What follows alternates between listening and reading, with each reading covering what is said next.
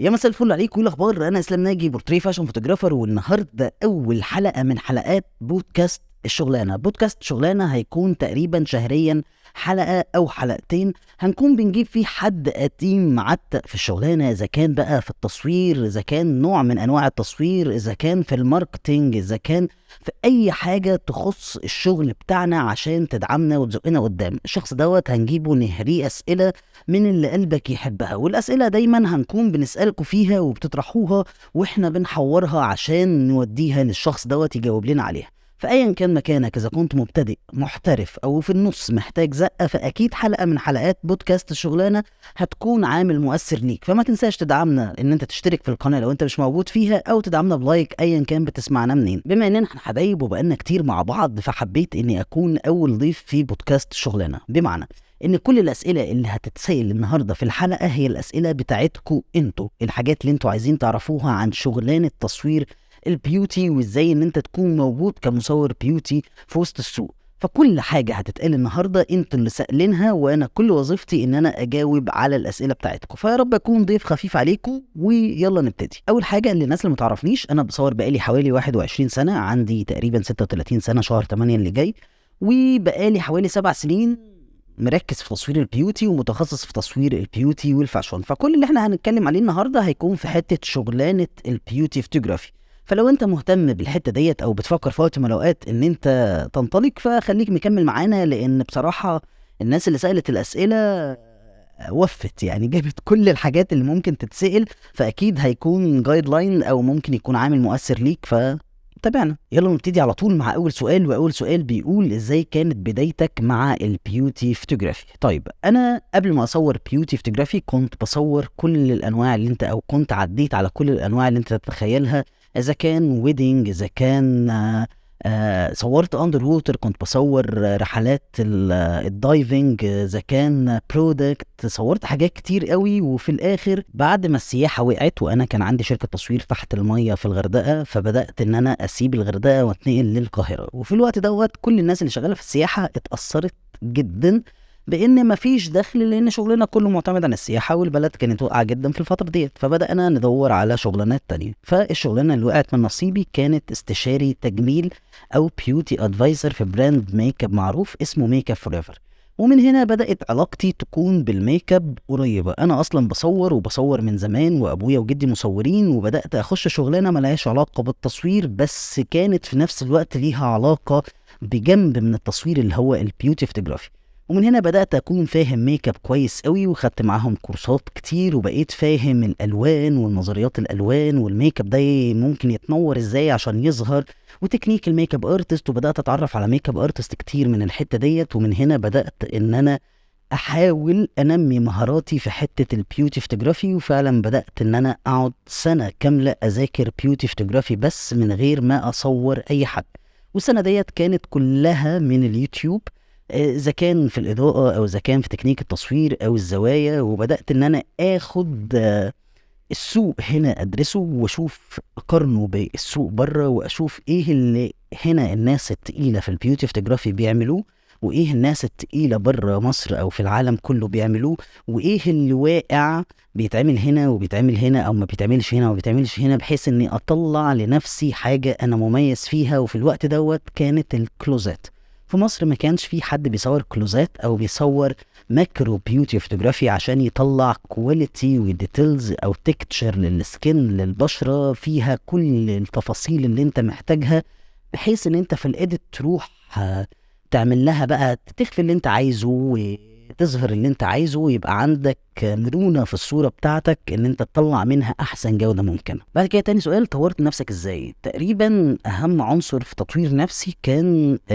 المذاكرة والتجربة. يعني انا كنت بذاكر كتير قوي، بتفرج على ريفرنس كتير جدا، وتقريبا دخلت في ما كنتش بتفرج بس في اليوتيوب على حاجات بالانجليش او حاجات بالعربي، لا كنت بشوف لغات تانية حتى لو انا مش فاهم هما بيقولوا ايه، لمجرد ان اشوف زوايا جديدة، اشوف تكنيك اضاءة. يعني انا مش لازم افهم هو بيقول ايه قد ما اشوف هو بيعمل ايه.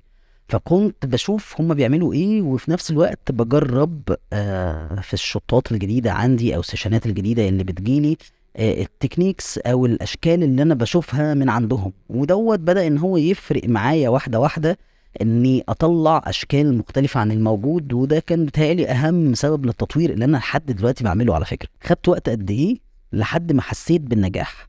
بص يا معلم، آه انا قعدت سنة بذاكر بيوتي من غير ما انزل شغل، واذاكر واجرب، اذاكر واجرب، اجرب بقى في ناس صحابي، اجرب في ناس اعرفهم، وما كنتش بنزل شغل.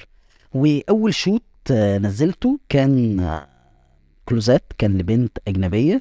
وصحيت تاني يوم الصبح بعد ما نزلت شوت، لقيت شوت متشير في اماكن كتير، والناس عاجبها او منبهره بالحته المختلفه اللي احنا طلعناها او ان احنا ظهرناها. وبصراحة من هنا ابتديت احس ان احنا لو استمرينا على الشكل دوت هنبتدي نحس ان في نجاح او ان احنا بنقدم حاجة مختلفة. ابتديت امتى بقى احس بالنجاح قوي؟ ان لا احنا كده ماشيين صح. لما ابتدى يجيلي ناس من بلاد مختلفة من بره مصر، ان هم ييجوا مخصوص يعملوا سفرية مخصوص للتصوير.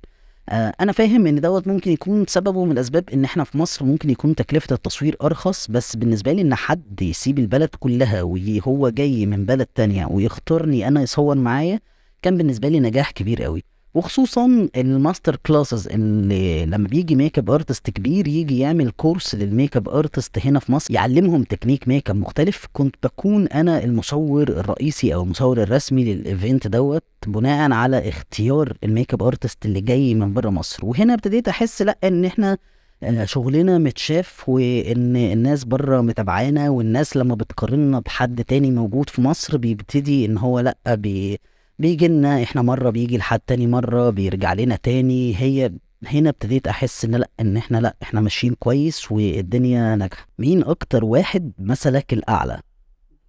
بص، قصة المسك الاعلى ديت انا ليا فيها يعني وجهة نظر شوية. انا مش باخد شخص اني اكون هو الشخص دوت هو ماشي ازاي وطريقه ماشي ازاي او هو عمل ايه وابتدي ان انا امشي على الخطة بتاعته، قد ما بدرس اكتر ناس ناجحة في الحتة اللي انا بقدمها. وابتدي اول خطوة اني اقلد اللي هو بيعمله، اوصل للي هو بيعمله بالظبط، وبعدين بعد ما اوصل للي هو بيعمله اضيف عليه من شخصيتي. فابتدي اقلد ده واقلد ده واقلد ده واضيف على كل دولت شخصيتي. فالميكس اللي بيطلع من كل الناس ديت بيكون حاجة مختلفة عنهم كلهم، ممكن يكون حد فيهم ما وصلهاش.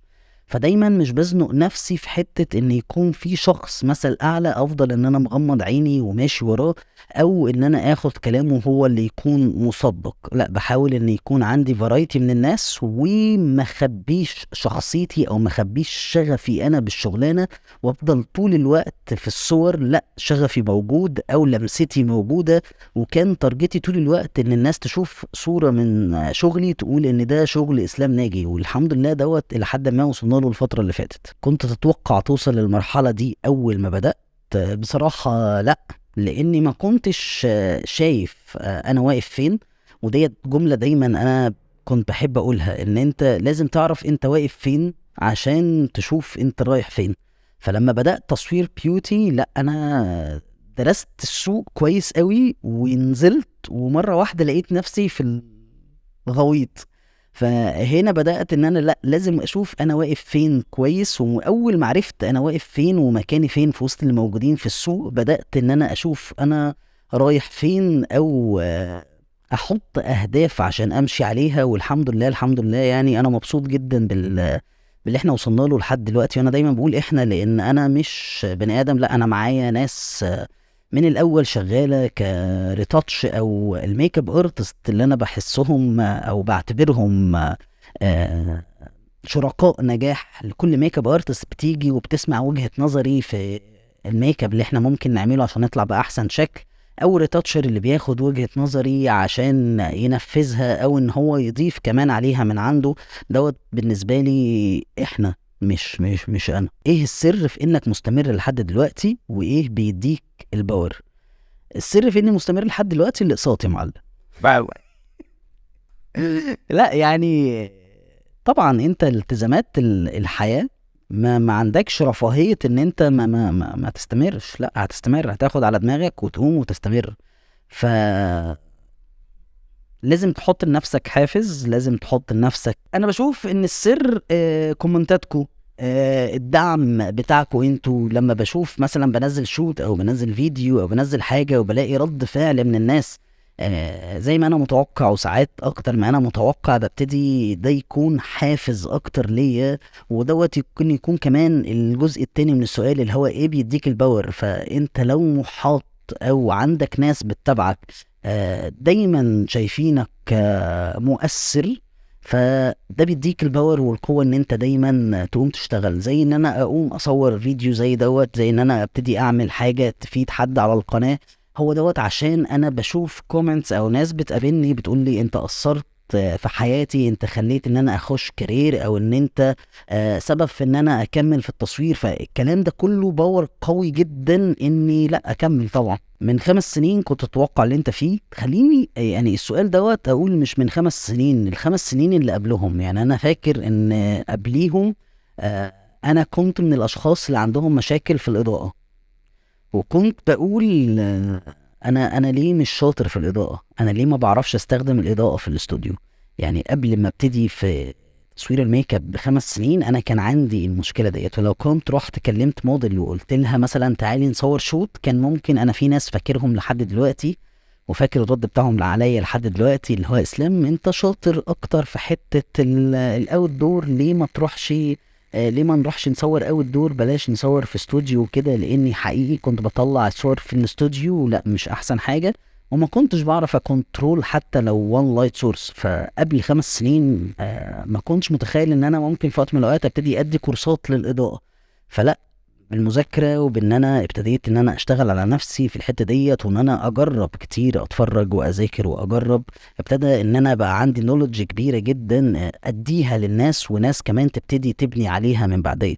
فانت حط الخطة قدامك وامشي عليها وسيب تسهيلها على ربنا. انت كل اللي عليك ان انت تسعى فيها بس مش اكتر. اي مصور ممكن ينجح في تصوير البيوتي ولا لازم يكون فاهم ميك اب؟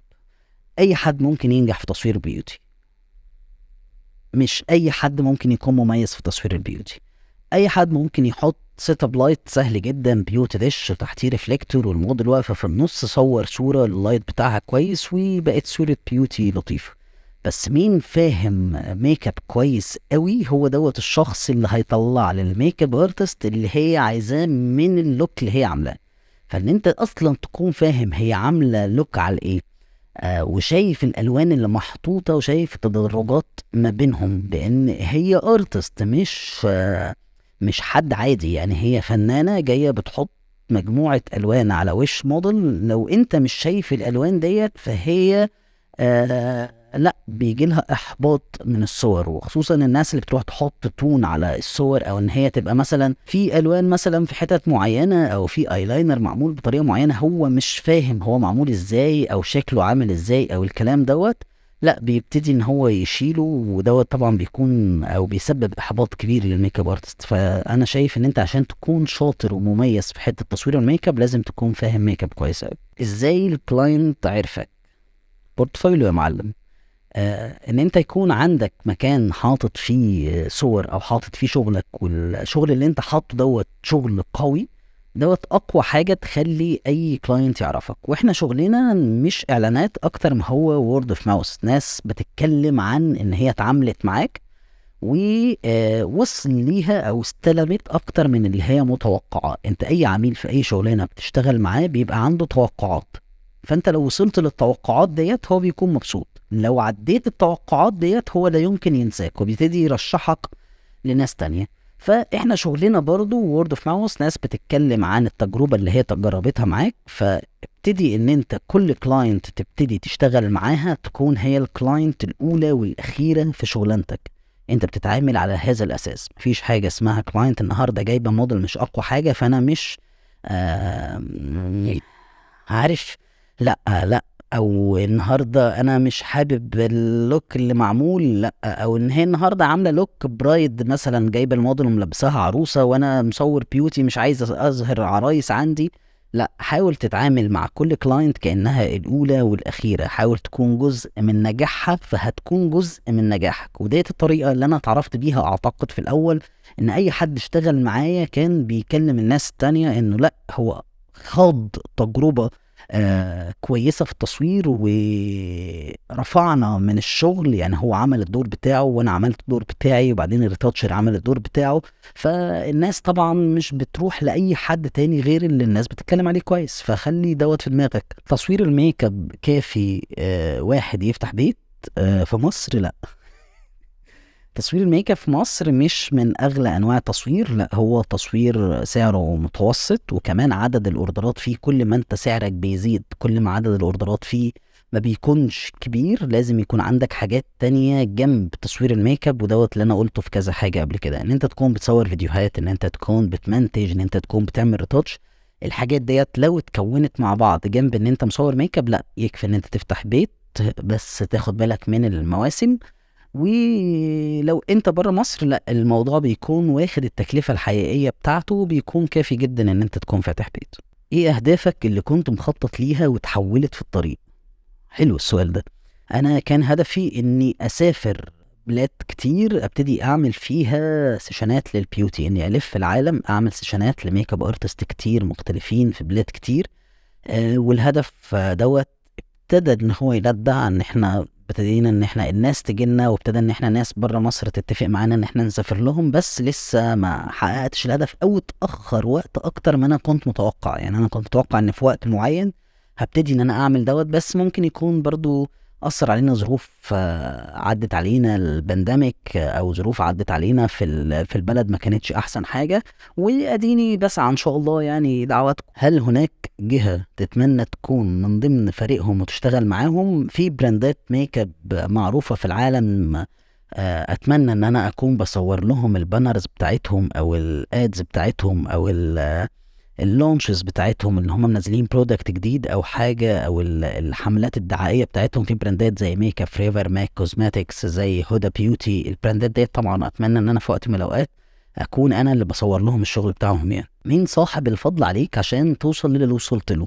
اليوتيوب. يعني اليوتيوب ما اعتقدش ان في اجابة تانية ممكن تبقى ادق من كده. طبعا في ناس حواليا كتير دعموني، بس اني اركز او ان انا اوصل لحاجة معينة او تريكاية معينة ترفع من مستوى شغلي، كانت اليوتيوب بحر كبير. ولسه بفضل هقول ان هو من اكبر المنصات اللي تخلي اي حد مش متعلم حاجة يتعلم حاجة كويس جدا، ويوصل لدرجة انه يدرسها كمان.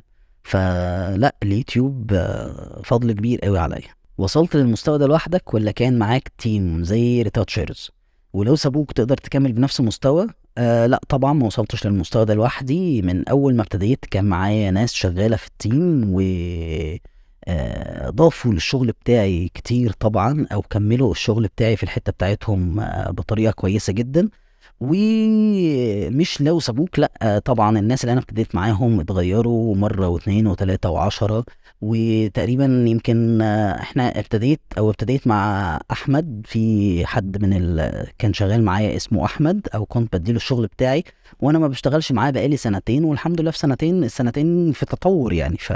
لا، انت مهم ان انت تختار الناس اللي انت هتشتغل معاك بعد كده، وما تقفش على حد. ودايما ان انت التيم بتاعك يا يطور من نفسه، يا اما انت تطوره. دوت هيكون مهم جدا. كيف تصنف نفسك الان كمصور، ولوين ناوي توصل؟ اصنف نفسي كمصور طموح. آه، بتمنى ان انا اسافر اصور في العالم اصور فيه، او اخلي الفيجن بتاعتي او طريقتي في التصوير موجودة في اكتر من بلد، ويبتدي ان يكون شغلي ريفرنس لمصورين كتير، او يبقى ليا مدرسة خاصة الناس تتبعها. لوين ناوي اوصل؟ اني يكون عندي مكان كبير بعلم فيه الناس التصوير في العموم، او الاديت او المونتاج. يكون عندي زي كيان او اكاديمي بتعلم الناس دوت، اذا كان في مصر او برا مصر. يعني ديت من ضمن الحاجات اللي انا بحلم بيها جدا. يعني ازاي اقدر اتعامل مع قلة الدعم، واعدي ازاي فترات الاحباط؟ بص يا معلم، قلة الدعم سببها انت مش بتحاوط نفسك بالاشخاص الايجابيين اللي المفروض يكونوا موجودين في حياتك. انا لازم يكون حواليا ناس مجرد ان انا بشوفهم بيدعموني او بيخلوني اقوم واتحرك واشتغل. لو الناس ديت مش حواليا انا مش هتحرك، لان احنا بطبيعتنا نحب نريح. فلا، انا لازم يكون حواليا حد فرحان رقم واحد ان انا بنجح، فكل ما هشوفه فرحان ان انا بنجح هحاول ان انا انجح اكتر، فهشتغل اكتر. رقم اتنين، لما بنجح بيديني فيدباك او بيدعمني معنويا كويس جدا، فببقى عايز انجح اكتر. اعدي زي فترات الاحباط. آه، دايما بفصل، يعني انا من الناس اللي لما بيجي لي احباط او بيجي لي فترات كرياتيف بلوك، دماغي بتقفل او حاجه، البحر بالنسبه لي انا بروح اقعد افصل من كل حاجه، شد الفيشه، اقعد على البحر، وابتدي اشوف انا غلطت في ايه الفتره اللي فاتت، ايه الحاجات اللي وصلتني للنقطه ديت، وايه الحاجات اللي لو عملتها هتطلعني وتخليني اقوى بكتير من الاول. فيعني هي ديت الطريقه اللي انا بعدي بيها اي احباط. مش هقول لك بقى لا لا انا بقى بصحى من النوم لا احط نفسي في الشغل واروح انام واقرر، لا انا مش من الناس اللي بتعرف تعمل كده. انا لازم افصل ولازم اعمل كده زي انالايز، اشوف انا ايه الاسباب اللي وصلتني هنا، وايه الحاجات اللي تخليني اعدي. لو لقيت نفسك عند نقطه الصفر هتبدا ايه من الاول وازاي؟ هعمل كل الحاجات اللي انا عملتها، كل البروسيس اللي انا مشيت فيها في الفترة بتاعتي او الوقت اللي انا احترفت فيه، وهضيف عليهم حاجة بسيطة قوي، اني اهتم قوي بالسوشيال ميديا. اهتم قوي اني اكون ظاهر للناس من زمان، لان انا ما ظهرتش للناس من زمان، انا ظهرت للناس قريب من حوالي 3 سنين. ابتدت الناس تشوفني او تعرفني او تسمع الاسم، مع اني انا شغال من قبل كده بكتير جدا. فلو كنت اهتميت اعتقد بالسوشيال ميديا من وقت قبل كده كان زمان الوضع بقى مختلف في الخطوات اللي انا باخدها. كان زمان الخطوات بقت اسرع، لان السوشيال ميديا بتسرع اي كارير انت عايز تدخله. لو انت عايز تمثل وعندك سوشيال ميديا قوية بتساعدك ان انت تمثل حتى لو انت مش ممثل قوي. عايز تصور وانت مش مصور قوي وعندك سوشيال ميديا بيساعدك ان انت لا شغلك يجي لك حجوزات وكده. فالسوشيال ميديا مهمة قوي. فكنت يعني لو هبتدي بكل الحاجات، بس هضيف ان في الاول لازم يكون عندي سوشيال ميديا قوية. ولحد هنا الأسئلة خلصت. أتمنى يكون فكرة بودكاست الشغلانة عجبتكم. واحنا المرة الجاية احنا عندنا 2 بلان. عندنا ميك اب ارتست قوية جدا هتيجي البودكاست، وعندنا حد بتاع ماركتينج جامد قوي هيجي البودكاست. لو انت في حد معين نفسك تسمعه وتسمع الشغلانة بتاعته اتبنت ازاي ووصل فيها ازاي، او يوحي لك بأي حاجة في شغلك، اكتب لي اسمه تحت في الكومنتات وان شاء الله يكون ضيف معانا. شكرا لكم جدا. السلام عليكم.